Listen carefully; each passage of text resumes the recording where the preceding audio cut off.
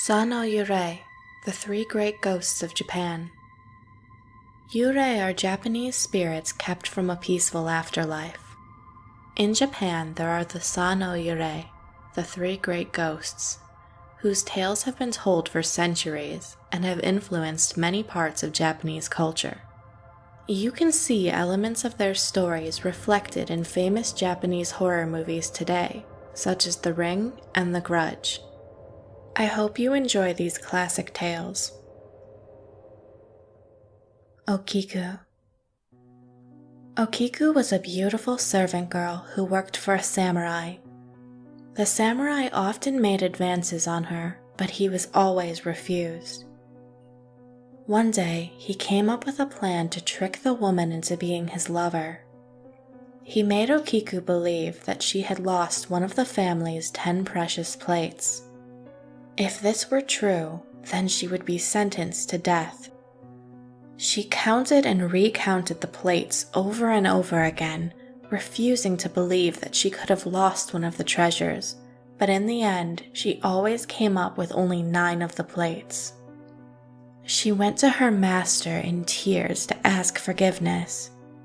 He said that he would only offer forgiveness if she would become his lover.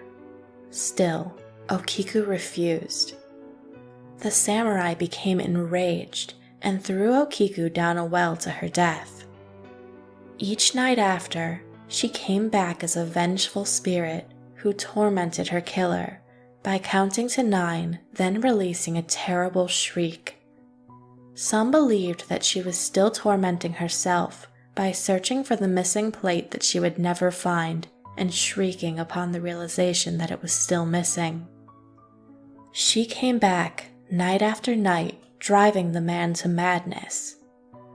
It is said that the spirit was finally laid to rest by either an exorcist or a neighbor shouting 10 when she got to the end of her count, because she believed that someone else had found the plate for her.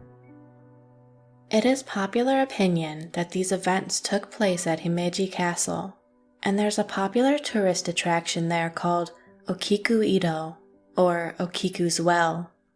Supposedly, she still rises from the well each night and counts to 9 before shrieking and returning to the well. Oiwa. There once was a ronin named Iemon. He was married to a beautiful woman named Oiwa. One day, Iemon had an argument with Samon, Oiwa's father, who believed that the couple should separate. Iemon was enraged by this and killed his father-in-law. Elsewhere, there was a man named Naosuke. Naosuke was in love with Oiwa's sister Asode, who was a prostitute. Asode was already married to a man named Yomoshichi. Naosuke hated Yomoshichi and wanted him out of the way so he could have Asode to himself. One night, Naosuke got drunk and accidentally murdered his former master after mistaking him for Yomoshichi. This happens around the same time that Iemon killed Samon. Iemon and Naosuke united to convince Oiwa and Asode that they would find the person responsible for killing their father, and they would get revenge. As thanks, Asode, believing that Yomoshichi is dead, agreed to marry Naosuke. In the village, there was a woman named Ome who had fallen in love with Iemon. She didn't believe that she would ever stand a chance with him because she was not as beautiful as Oiwa.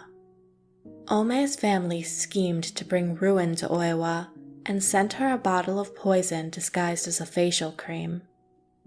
Oiwa applied the cream to her face and was instantly disfigured by it. Her left eye drooped down her face, and her hair fell out in clumps as she combed it. When Iemon returned home and saw his wife's horrifying face, he decided that he could no longer be with her and left. Iemon asked the local brothel owner to rape Oiwa so that he would have grounds for an honorable divorce. The brothel owner couldn't bring himself to do it, so instead he showed Oiwa her reflection in a mirror. She was devastated to learn that she'd been tricked and grabs a sword and runs toward the door. The brothel owner tried to stop her, and in the ensuing struggle, she accidentally punctured her own throat with the sword. With her dying breath, she cursed Yaemon. Yaemon accused one of the house servants of murdering his wife and had him executed.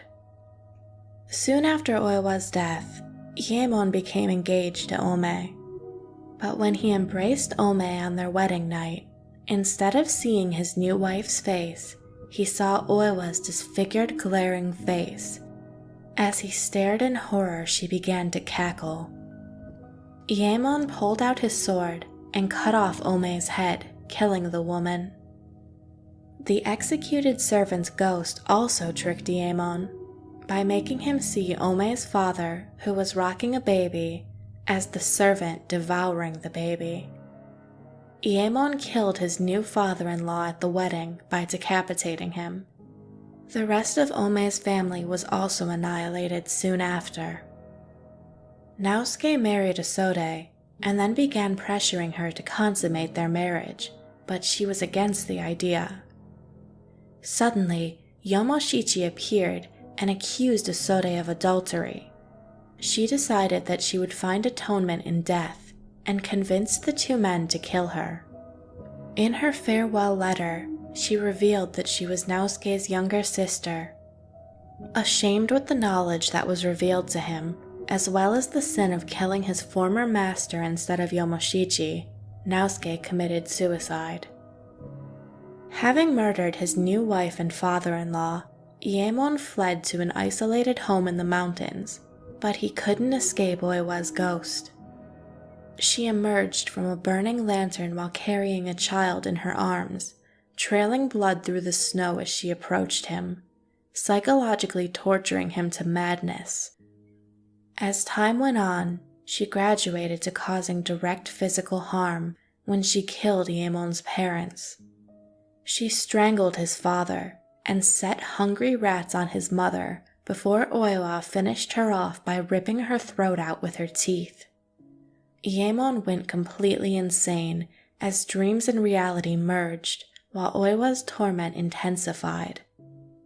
Eventually, Yomoshichi made his way to the mountain home and killed Yaemon, both as an act of vengeance and an act of mercy for the wretched man. Otsuya. There was a widowed samurai named Ogiwara. On the first night of Obon, a beautiful woman and her young servant, who was carrying a peony lantern, walked past his home.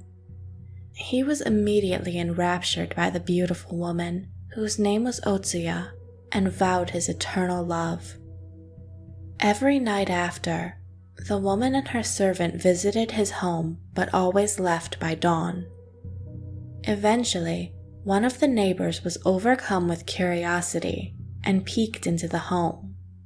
He saw Ogiwara in bed with a rotting skeleton, with another skeleton holding a peony lantern sitting guard by the door. After this was revealed to him, Ogiwara asked for help from a local Buddhist priest. The priest said that he was in great danger unless he could resist the woman's advances. He placed a charm of protection on Ogiwara's house.